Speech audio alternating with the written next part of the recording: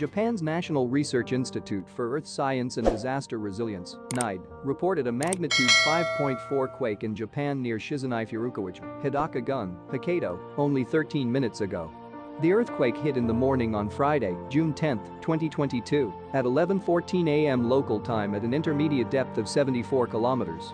The exact magnitude, epicenter, and depth of the quake might be revised within the next few hours or minutes as seismologists review data and refine their calculations, or as other agencies issue their report. Our monitoring service identified a second report from the German Research Center for Geosciences, GFZ, which listed the quake at magnitude 4.7.